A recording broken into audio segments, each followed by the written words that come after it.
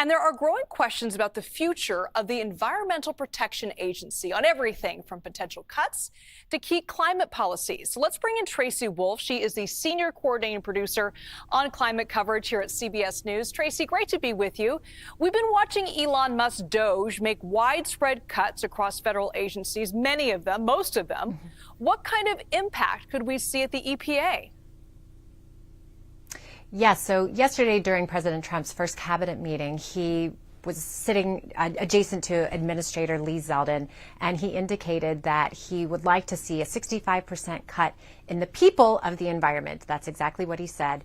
When we reached out to the White House to confirm, the White House did say, oh no, he meant 65% in reduction of EPA spending. But whether it's a 65% reduction in workforce or budget, that would be a tremendous impact to the Environmental Protection Agency.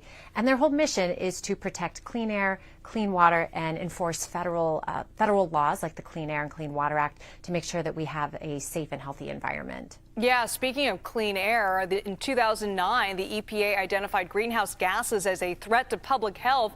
Now, CBS News asked the agency if we could see a reversal on that. What can you tell us?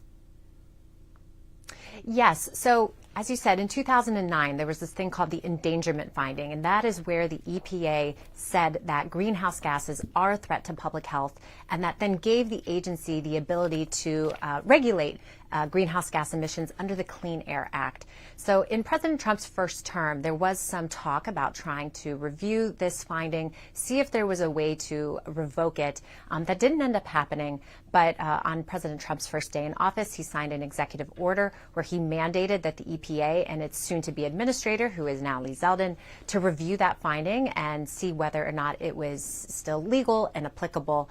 And so according to sources that we spoke to today, the administrator has done that and has reviewed. We do not know what the final outcome of that decision will look like.